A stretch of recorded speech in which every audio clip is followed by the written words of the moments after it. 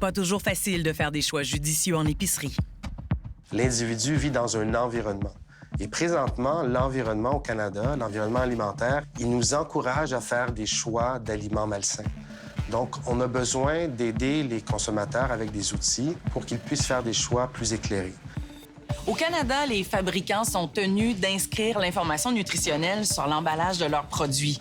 Mais pour plusieurs personnes, ce tableau de la valeur nutritive est un réel casse-tête, d'autant qu'on prend rarement le temps de faire des calculs dans les rangées d'épicerie. L'étiquetage, c'est une des stratégies que l'on peut utiliser pour aider les consommateurs.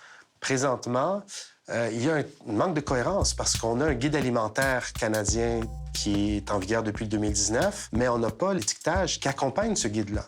En 2018, Santé Canada proposait un nouveau règlement pour contraindre les fabricants à ajouter un pictogramme bien visible sur les aliments emballés. Nous proposons aujourd'hui l'affichage d'un symbole nutritionnel. En forme de loupe, cet avertissement sera obligatoire sur les aliments qui dépassent de 15 % la valeur quotidienne recommandée en gras saturés, en sucre ou en sodium, les composantes les plus susceptibles d'augmenter les risques pour la santé.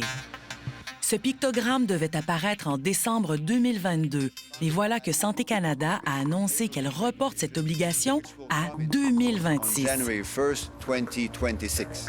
Soit près de 8 ans après le dépôt du nouveau règlement. J'ai été très déçu, pas très surpris, mais ça confirme pour moi que le Santé Canada a fait un compromis et sert davantage des intérêts privés que l'intérêt public. Parce que ce report-là n'est pas à l'avantage des Canadiens. On est rendu où est-ce que on doit penser que Santé Canada est une institution négligente qui va être tenue responsable dans les prochaines années, vraiment d'avoir causé davantage de maladies chroniques. On croule sous les maladies chroniques, diabète, obésité, hypertension. Tout ça est relié, en fait, au phénomène de l'embonpoint de l'obésité. C'est plus d'un Canadien sur 2. Donc, on est face à une épidémie négligée par Santé Canada. Ça fait 8 ans, ça, au total. Si on compte de 2018 à 2026, c'est 8 années où est-ce qu'on sait que ça rend les gens malades. Ce nouvel étiquetage, on a annoncé un peu plus tôt cet été que ça allait être repoussé à 2026. Comment ça s'explique? La proposition du règlement, quand on l'a publié, c'était pas force de loi. On proposait une période de transition de 4 ans, parce qu'il faut donner suffisamment de temps à l'industrie de se familiariser avec le règlement, qui est une des premières approches, mais aussi après pouvoir utiliser leur stock. Naturellement, on a reçu beaucoup de commentaires. On a dû passer à travers tous ces commentaires-là et faire certains ajustements quand ils étaient justifiés. Donc, si je comprends bien, c'est un peu l'industrie qui ralentit le processus d'implantation de ce nouvel étiquetage. Non, pas vraiment. Il n'y a pas juste nous qui demandent certains changements. Il y a des changements qui sont demandés par d'autres groupes à l'intérieur de Santé Canada, mais aussi par l'Agence canadienne d'inspection des aliments. Si on met une période de transition qui est trop courte, ça peut amener aussi du gaspillage. Santé Canada inclut ce nouvel étiquetage dans une vaste stratégie pour une saine alimentation, dont fait notamment partie le nouveau guide alimentaire canadien. C'est une portion de 30 grammes avec 12 grammes de sucre. Donc là, ça serait considéré élevé en sucre. On commence avec... En analysant des céréales populaires, l'équipe du professeur Moubarak a relevé des incohérences dans l'application du pictogramme. Par exemple, si l'étiquette avait lieu aujourd'hui, ce produit serait affiché comme étant trop élevé en sucre, mais pas celui-ci. Malgré le fait que le tiers des calories de ce produit proviennent du sucre ajouté. Donc, on ne peut pas dire que ce produit n'est pas sucré. Il est très sucré. Alors, pourquoi un et pas l'autre? Parce que simplement, ce produit a 1 gramme de moins que le critère fixé par Santé Canada. Dans cette boîte de céréales, il n'y a pas de sucre, il n'y a pas de sel ajouté. Il y a seulement des ingrédients nobles, des noix, des graines, des fruits secs. Cependant, la quantité de sucre est assez élevée, ce qui fait en sorte que cette boîte serait presque étiquetée. Et ça nous montre très bien qu'on n'encourage pas l'industrie à changer la recette.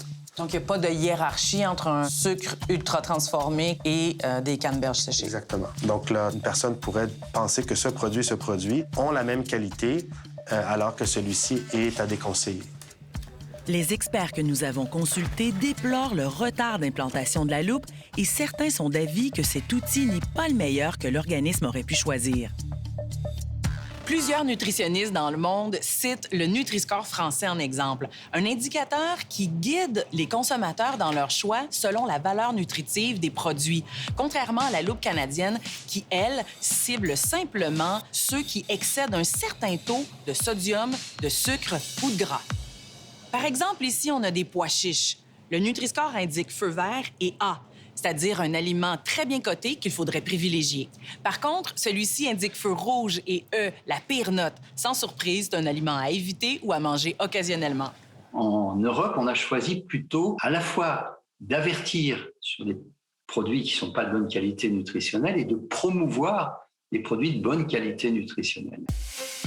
Serge Erkberg, médecin nutritionniste en France, a été l'un des architectes du Nutri-Score. Son équipe a mis plusieurs années pour instaurer ce système volontaire, bravant de constantes pressions de l'industrie. Il a même reçu des menaces de mort. C'est une simple information qui est donnée aux consommateurs, mais c'est tout de même un droit qui doit lui être fourni, d'avoir accès à une information simple, compréhensible par tous et qui lui permette vraiment d'intégrer la dimension santé dans ses choix alimentaires. Pour moi, ça demeure le Nutri-Score qui est l'outil le plus réaliste, hein, parce que, quand on parle de pourcentage, un pourcentage, là, c'est pas tout le monde qui est capable de comprendre ça.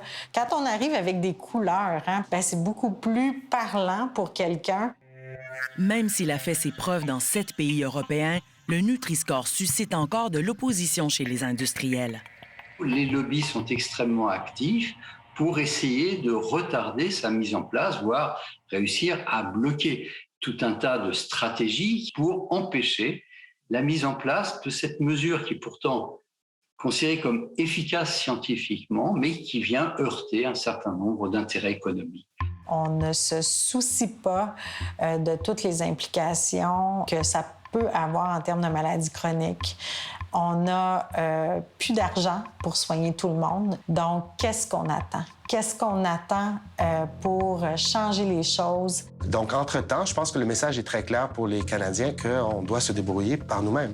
Et je pense que développer l'autonomie, former l'esprit des gens est la solution dans un monde où les politiques ne semblent pas être développées pour le bien-être des citoyens, mais plutôt pour défendre les intérêts du secteur privé.